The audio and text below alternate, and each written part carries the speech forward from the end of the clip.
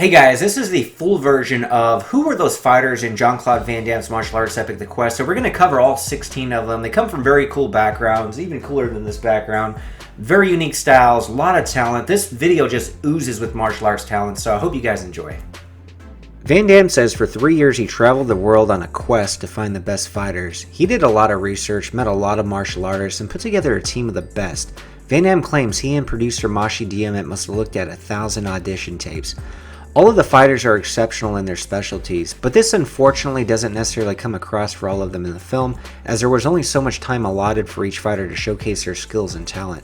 Speaking of which, a lot of the guys got jealous they didn't get more screen time to showcase their skills, or because they didn't get to fight Van Damme in the movie.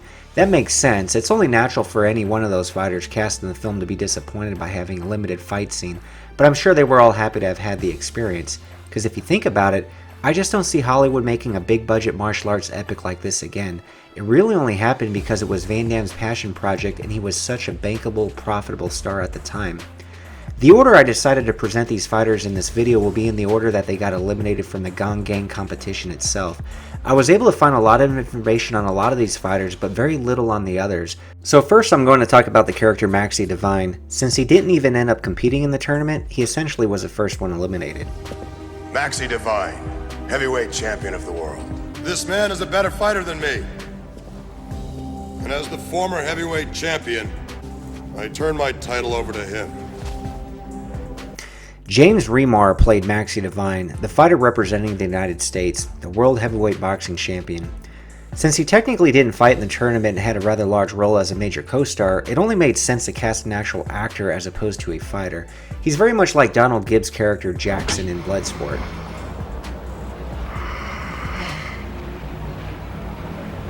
That hurts me just looking at it.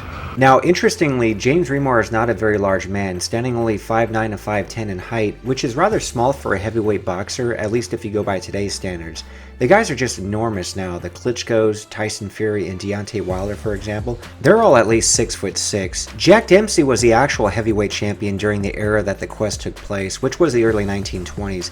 Dempsey held the belt from 1919 to 1926 and stood 6'1" at a weight of 187 pounds. He often fought guys that were 10 to 25 pounds heavier and utilized his smaller size to his advantage, as he was quicker than his larger opponents. Kind of similar to what Mike Tyson was able to pull off in the 1980s, standing at only 5'10". But casting someone like James Remar's size as heavyweight champ would actually make sense for the 1920s, but it'd be ridiculous for 2020.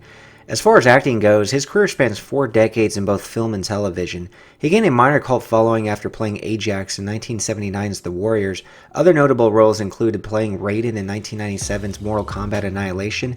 He also had a part in 2004's Blade Trinity and played Dexter's adoptive father Harry Morgan on the hit Showtime show Dexter. He's also appeared in Quentin Tarantino's Django Unchained as well as Once Upon a Time in Hollywood. He currently plays the role of Peter Gamby in the superhero show Black Lightning on the CW network. Soviet Union against Spain! Brick Bronsky played the Russian fighter. His real name is Jeffrey Beltzner. As a teenager, he was interested in and competed in bodybuilding and won the Mr. Teenage Pennsylvania title in 1984, which qualified him for the Mr. America contest. However, he declined to participate in that event and said in an interview years later, "I just wasn't interested. To me, it's not a sport, it's a male beauty contest." I kind of have to agree with him on that. Outside of bodybuilding, he also won state and tri-state powerlifting competitions. He eventually turned to professional wrestling after graduating from Pennsylvania State University, where he would meet Doug Flex, who shared his passion for bodybuilding and wrestling. Together they would form the tag team The Brat Pack, but prior to that partnership, Brick Bronsky would travel to Canada and wrestled under the name Mr. Canada for 2.5 years. There in Calgary, he was thought to have probably been the strongest guy in the territory at the time, which is pointed out in professional wrestling historian Dave Meltzer's book, Tributes, remembering some of the world's greatest wrestlers. It must have been all that powerlifting. Doug Flex claimed Bronsky was as popular there as Hulk Hogan was in the United States. He would later return to the United States and began working for the World Wrestling Federation, now known as the WWE. He was eventually offered a contract after 6 months, however declined the offer as he was unhappy with his experience. Critical of the sports entertainment aspect of the organization, he later commented, quote, "WWF was a big letdown. Competition is completely eliminated. There's a lot more to professional wrestling than the phony stuff you see on TV. Next, Bronsky would reunite with his former college buddy Doug Flex, and the two would win a number of tag team titles in the National Wrestling Alliance organization. In the early 90s, while recovering from a torn bicep, Bronsky would audition for the Troma Studios film Sergeant Kabukiman NYPD. Who are you? I'm Kabuki Man. His first film role resulted in a standout performance, and the following year he would continue to work with Troma Studios in Class of Nukem High 2, Subhumanoid Meltdown. The film received mixed reviews, though Bronsky's performance gained favorable reception from critics. He would later credit Troma Studios for making him a better performer when he resumed his pro wrestling career in the mid-90s. Retiring from the ring, he has subsequently enjoyed a sporadic acting career in addition to going into wrestling promotion with Doug Flex. Japan against Okinawa. The fighter from Okinawa was played by Choi Nam Yip, who's also been credited in films as Choi Nam Ip as well as Alex Yip. Despite all those aliases, I wasn't able to find out a whole lot of info on any one of them. He's trained in Wing Chun, Muay Thai, and Praying Mantis Kung Fu. He's got a pretty extensive filmography stemming from the late 80s all the way until 1998, and then one more film in 2005. One of the more notable roles he has was as a stunt double in the Teenage Mutant Ninja Turtles film, the one from 1990. Oh, and for whatever reason, I don't know why, but IMDb has him listed as a Korean fighter in The Quest, but that role was actually played by Ong Soo Han, who I'll talk about later. Needless to say, IMDb knows even less about this guy than I do. Next up is Takis Triggelis, who played the French fighter. Born in Athens, Greece, Takis grew up in Munich, Germany. Who better to play the French fighter? At a young age, he knew that martial arts were his passion and began training in kickboxing, taekwondo, and Thai boxing. When he was 28, he traveled to Los Angeles, which would have been in the early 1980s. There, he worked as a personal trainer with many celebrities, including Michael J. White of Welcome to Sudden Death fame. In film, he's worked with Oliver Gruner in Savat, did stunt work with Steven Seagal in Ticker, and after The Quest, he'd worked with Van Damme again in 1998's Legionnaire. In America, he developed a training system called Q-Power. He'd later return to Munich, Germany, and fulfill his dream of passing along his skills and knowledge at the Munich gym. Looking at his Instagram, you can see he still really keeps busy training. Speaking of Instagram, by the way, I've had a few people in the comment section asking if I had one. I do. You could follow me at Real Viking Samurai. I don't do a lot on there. My Instagram's actually pretty lame right now, but I'm going to try to better incorporate it with this YouTube channel and just post better content on there in general, so feel free to follow. Going back to Takis Triggelis, though, his skills were better showcased at the beginning of The Quest, by the way, not during the actual competition itself. Look at these crisp moves. And he's got $1 million smile, too. We should probably nickname him The Wiz. Nobody beats me because I'm The Wiz! Yes, I'm The Wiz! I'm The Wiz! China against Korea! The Korean fighter IMDb actually got right was played by Ong Soo Han. He's a black belt in Taekwondo. Interestingly, he doesn't throw one kick during his fight in The Quest, which doesn't really make sense since the character is representing Korea and there's no reason why his character wouldn't be a Taekwondo practitioner. For one, that's primarily the martial art Korea is known for, and two, he's a legitimate black belt in real life, which I'm sure helped get him cast in the role. There's probably a bunch of footage that ended up on the cutting room floor. So Ong Soo Han began his career in Thailand. He played one of Tong Po's opponents in 1989's Kickboxer. Shortly after, while working as a fitness instructor at a Bangkok hotel, he won his first speaking role in 1990's King of the Kickboxers because it was noticed that he had a grasp of the English language. From there, he'd star in Dragon the Bruce Lee story opposite Jason Scott Lee and gave us one of the more memorable fight scenes in that film.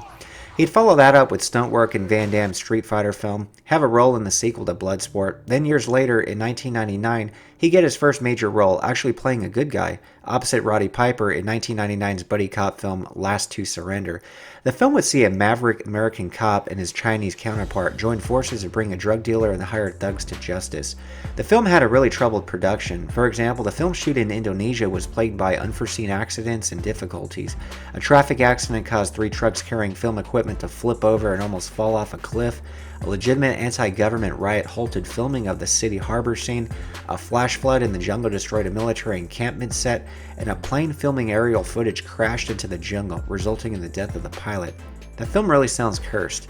So I haven't seen the movie, but going by a review from Have a Go Heroes, which I'll link in the description below, the reviewer summarizes, "It's an enjoyable romp and one of the last decent vehicles for Roddy Piper. Sadly, because Han Soo-ong didn't make much of an impression, his Hollywood career seemed to hit a dead end. That would end up being his last film. It's really hard to say why he decided to quit acting after 10 years. Could have been a combination of that troubled production along with his performance in the film he finally had a major part in. According to IMDb, he's been working as a health club manager of the Four Seasons Hotel in Bangkok since 1999, when that movie came out, so he kind of just went full circle there. Overall, he had a decent run, much better filmography than a lot of the other guys on this list." Turkey against Scotland. Mike Lambert played the Scottish fighter, and I can pretty much guarantee you've seen quite a few of the other films he's worked on outside of the Quest. He's always wanted to be a stuntman ever since he was a kid growing up watching Jackie Chan and Bruce Lee movies, as well as a television show, The A-Team. He got involved with martial arts at a fairly young age, karate at 10, Wing Chun Kung Fu at 12, then Taekwondo at 14 because he really loved all those fancy kicks. He's actually won several tournaments as well as titles. For example, he's a 5-time British Taekwondo champion and in 1991 was a top 3 light heavyweight Taekwondo stylist in the world. He's also the only light heavyweight fighter to win British titles in both WTF and ITF Taekwondo. Having won those titles, Bay Logan, the editor of Combat Magazine, suggested Mike Lambert go to Hong Kong and try to get involved in films over there. He spent 6 years there, learning the ropes as a stuntman and action actor. He got the opportunity to work with Jackie Chan, Jet Li, and Donnie Yen. Mike Lambert's skills were so good they were even acknowledged by the Hong Kong Stuntman Association, which took him as a member, a rare honor for foreigners. Lambert has stated that a lot of the Hong Kong stuntmen think of a lot of Western guys as slow and sluggish, but he was able to prove them wrong despite being much larger, standing 6'1" and weighing 185 pounds. We didn't get to see much of him in The Quest, but here's some footage of him displaying those skills in other films. He's currently still working as a stuntman and fight coordinator and has been doing it for nearly 30 years now. He's most recently worked on Star Wars Episode 9, Rise of the Skywalker, and here's a bunch of other popular films: Captain America, Casino Royale, and Gladiator, just to name a few. I told you you'd seen a movie he's been in outside of The Quest. Africa. The fighter from Africa was played by Dr. Winston Ellis, who's of Jamaican descent and was born in Reading, Berkshire, England. To get his interest badge in Boy Scouts, he needed a hobby. As a result, he decided to take up martial arts at the age of 12 and hasn't looked back since. He's practiced Shaolin Eagle Claw Kung Fu, which whenever I hear about that style of Kung Fu, I always picture Billy Blanks punching a hole through that tree stump in Talons of the Eagle. Aside from Kung Fu, Winston Ellis is also a 3-time Thai kickboxing world champion. After his martial arts career came to an end, an opportune meeting with Hong Kong actor-director Philip Ko led to Winston moving to Hong Kong to pursue film.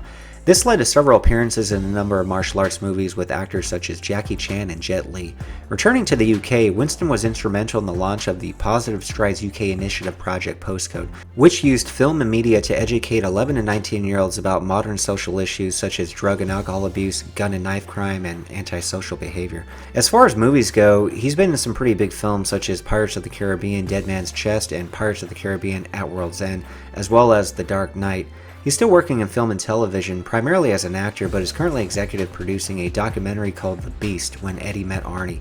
This is referring to the World's Strongest Man competitor Eddie Hall meeting Arnold Schwarzenegger.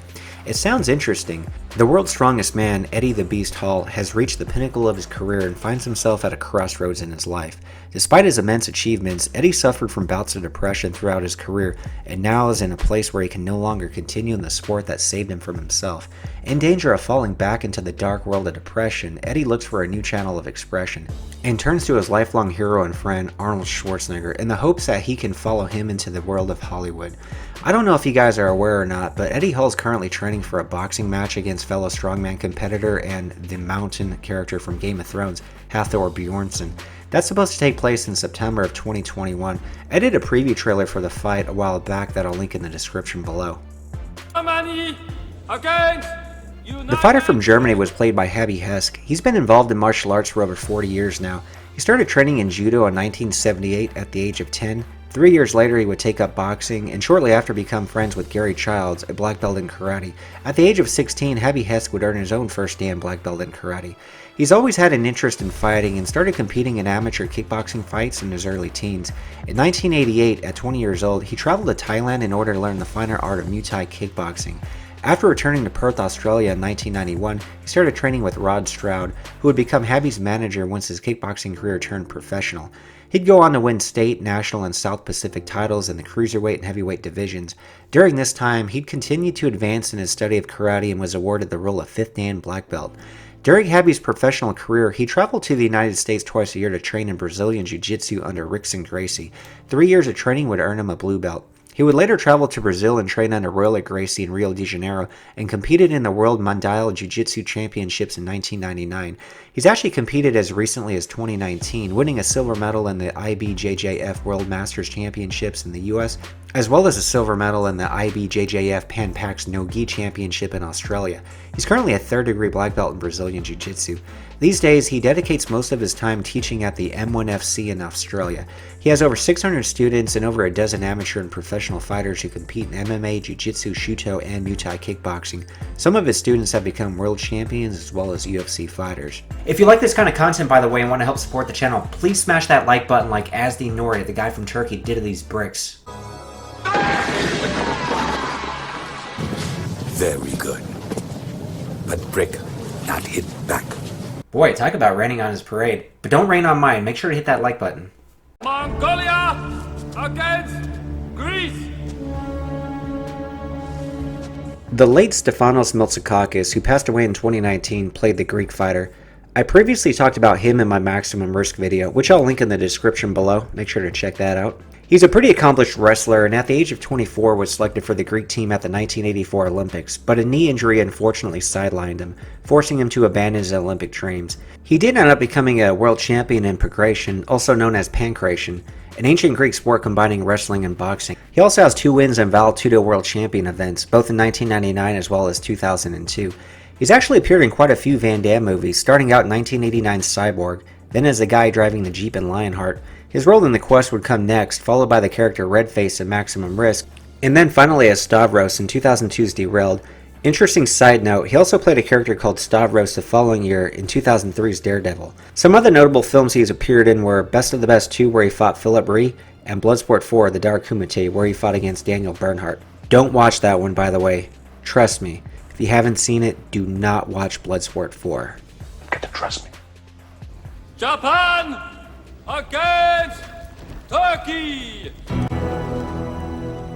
Azdine Nouri played the Turkish fighter. During the 1970s, he won several karate tournaments. He was also a world champion in artistic kata in 1978.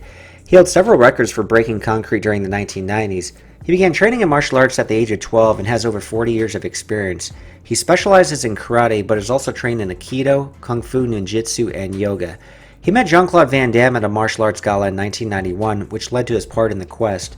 The Quest is the only film he's appeared in, and I'd venture to guess he probably just wasn't interested in pursuing other film work, as I'm sure he would have likely found several parts.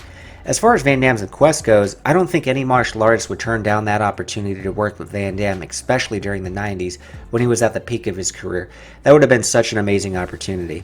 Azdine Nouri has put on some pretty crazy martial arts demonstrations throughout the years. Lying on katana blades here, for example, on his neck no less. He actually does quite a few demonstrations blindfolded as well, and may very well have started the Fruit Ninja craze as seen here.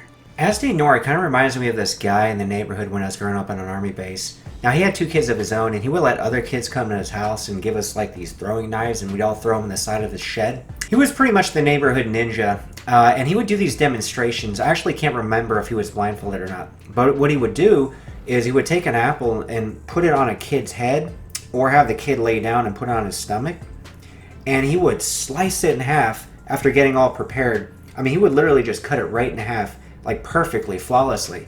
Never hurt anyone. I never volunteered, but that was interesting. I don't think nowadays that can happen. Parents seem way overly protective, but the 80s were an interesting time. Brazil. Maestro Cesar Carneiro played the fighter from Brazil. Born in Salvador, Bahia, Brazil, he's considered by many to be a legend in the world of capoeira and was instrumental in popularizing the art in the United States.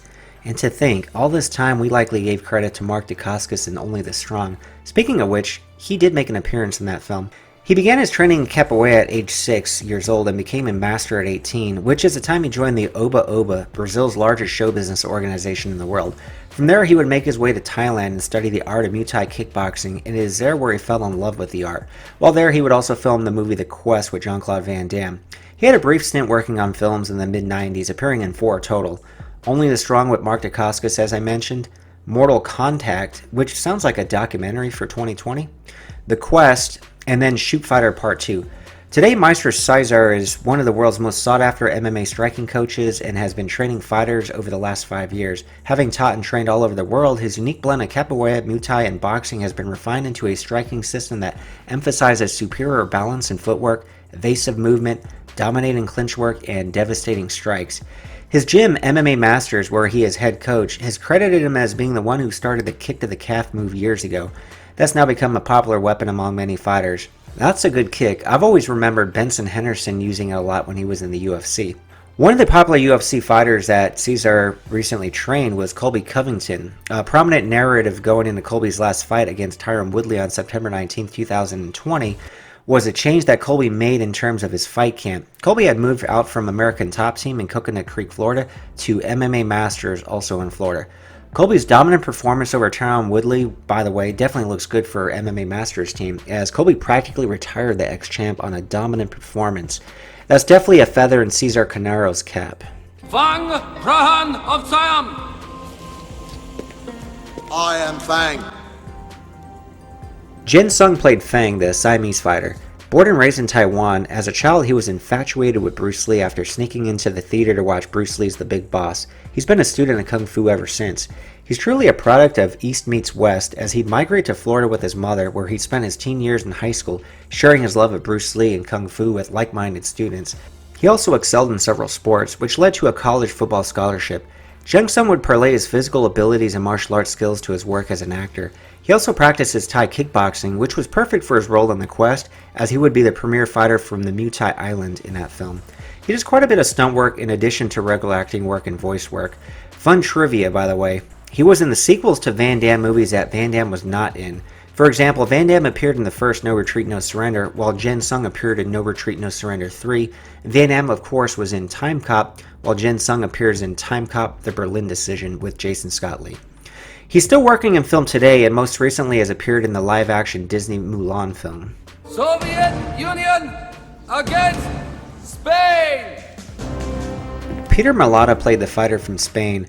Born in Albania, he would move to Detroit, Michigan, and then later Los Angeles, California to pursue work in film.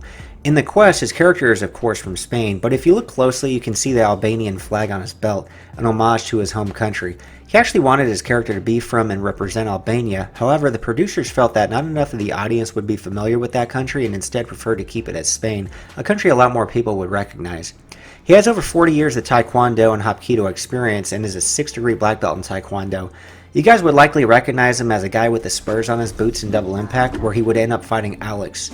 Double Impact was Van Damme's first major Hollywood studio movie, and Peter was a martial arts fight choreographer on that film and would continue a successful partnership with Van Damme, taking responsibility for handling the martial arts fight coordinating, action directing, and training of Van Damme on Universal Soldier, Nowhere to Run, The Quest, Desert Heat, Universal Soldier The Return, Replicant, and The Order.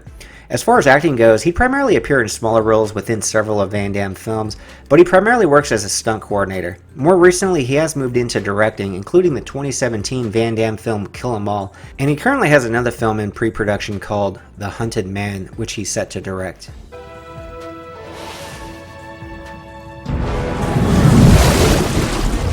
Koji Kitao played the Japanese sumo fighter and in real life was a sumo wrestler at one point. He's a really big guy, standing 6'7" and weighing 390 pounds. Why this guy from Okinawa thought he could take him down tells me the Okinawa guy really doesn't have a good understanding of physics. Koji Kitao made his professional debut in sumo at the age of 15 and eventually became the sumo's 60th Yokozuna, which is the highest rank in sumo, at age 22. He was actually the only Yokozuna in history not to win a top division tournament championship. In 1942, there was one other sumo wrestler who had also been promoted to Yokozuna prior to having won any tournament championships. That was Terukunii, though he did end up winning 2 top division tournament titles after the promotion. The decision to promote Kitao to Yokozuna ended up backfiring and proved to be a great embarrassment to the sumo establishment. Not only was his performance during tournaments considered disappointing, he actually got in a heated argument with the stable boss, Tatsunami, and stormed out, allegedly striking Tatsunami's wife on the way out and breaking her arm. The stable master handed in Kitao's retirement papers without consulting him, and the elders of the Sumo Association voted to expel Kitao. He became the first Yokozuna ever to be expelled from sumo this way. Upon being dismissed by the Sumo Association, Kitao was linked with a move to America's NFL, the National Football League, but instead turned to professional wrestling. There he'd wrestle in various promotions from 1989 up until the late 90s, some of which included the American Wrestling Association, New Japan Pro Wrestling, and Super World of Sports. He'd also earn a black belt in karate during the 90s and have a brief career in mixed martial arts from 1996 to 1997. His first bout was for the Brazilian company Universal Valtudo Fighting, where he faced Pedro Otavio. At the onset of the fight, Kitao immediately rushed Pedro to the corner and took him down, gaining dominant position over him thanks to his much larger size. The ex-sumo champion spent most of the bout smothering Otavio from the half-guard position, but the Brazilian fighter eventually managed to get free and gain Kitao's back, from where he threw 3 vicious elbow strikes to the back of his head and neck. Kitao tapped out, but Otavio still threw 4 more elbows before the referee's intervention. To add insult to injury, Otavio also stepped on the back of Kitao's head after the stoppage. His second MMA fight would take place at UFC 9 Motor City Madness in 1996 against Mark Hall. Early on in the fight, Kitao took Hall to the ground and seemed to be in a dominant position. However, the much smaller Hall ended up hitting Kitao flush in the nose with a right punch, which resulted in a broken nose for Kitao. You can see a young John McCarthy stop the fight here. Kitao, now 0-2 in MMA, would see his final fight in Pride, where he faced future WWE wrestler Nathan Jones. Jones would actually be the larger fighter in height, standing 6'9 versus Kitao's 6'7, but not in weight, weighing 345 versus Kitao's 390. Kitao would once again get the takedown and this time finally secure a victory with an Americana.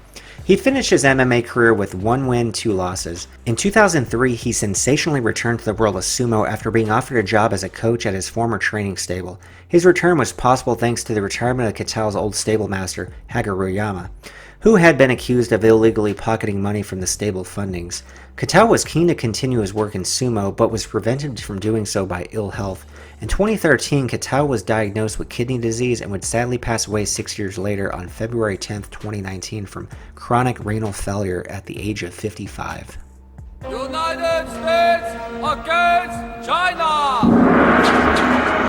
Peter Wong played the Chinese fighter. He's trained in Wushu, Sanchu, and Wing Chun. Now he's got a style like a monkey. He hasn't done a whole lot of film work and last appeared in the 2003 Chow Yun-fat movie Bulletproof Monk. Peter Wong is affiliated with the Sunny Tang Martial Arts Center, martial arts club in Toronto, Canada.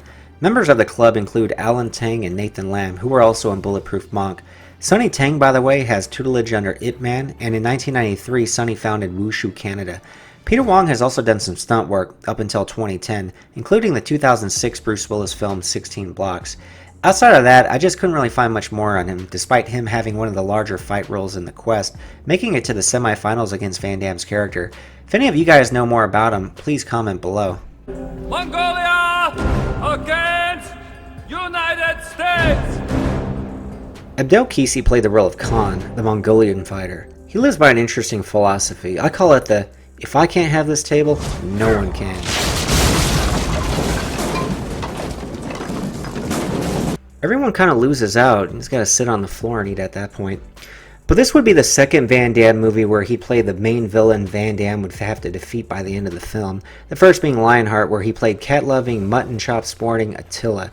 Abdel Qissi was born in Morocco and moved to Brussels, Belgium at a young age. He is Michel Qissi's older brother. Michel Qissi, by the way, is most known as playing Tong Po in the film Kickboxer, and you could see him in a lot of the older Van Damme films, such as Bloodsport and Lionheart as well.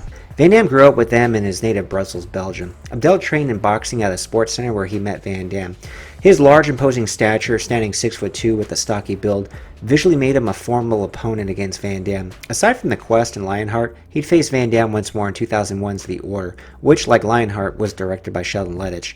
Abdel Qissi did box professionally in the early 1980s. His career consisted of 8 fights, 5 of them wins, 2 via knockout, 1 draw, and 2 losses.